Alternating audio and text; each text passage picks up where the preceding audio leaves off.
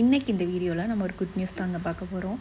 Already நிறைய பேர் கரெக்டாக கெஸ் பண்ணியிருந்தீங்க. என்னோடய ஃப்ரெண்ட்ஸ்லாம் கால் பண்ணியும் மெசேஜ்லேயும் கேட்டிருந்தாங்க, திவ்யா இதெல்லாம் உண்மைதானா நிஜம்தானா அப்படின்லாம் கேட்டிருந்தாங்க. அதை நான் சொல்கிறதுக்கு முன்னாடி இந்த ஸ்வீட்டை எல்லோரும் மறக்காமல் கண்டிப்பாக எடுத்துக்கோங்க. கொஞ்சமாக இருக்கிறதுனால எல்லோரும் ஷேர் பண்ணி சாப்பிட்டுக்கலாம்.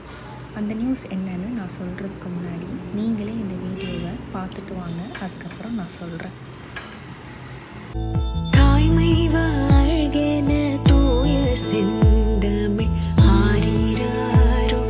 ஆமாங்க, நான் ப்ரெக்னெண்ட்டாக இருக்கேன். இப்போ 3rd மந்த் முடிஞ்சு 4th மந்த் ரன் ஆகிட்டுருக்கு.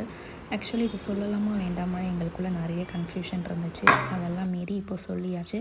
லாங் வீடியோவில் போஸ்ட் பண்ணியிருந்தேன், ஆனால் அதில் நான் தெளிவாக சொல்லலை. நான் ஏன் இது இவ்வளோ நாள் எல்லாருக்கிட்டேயும் இருந்து மறைச்சேன், நான் ஏன் திடீர்னு இப்போ யூடியூப் ஸ்டார்ட் பண்ணணும், இதை பற்றிலாம் தெரிஞ்சுக்கணுன்னா என்னோடய அடுத்தடுத்த அப்டேட்டை மறக்காமல் பாருங்கள்.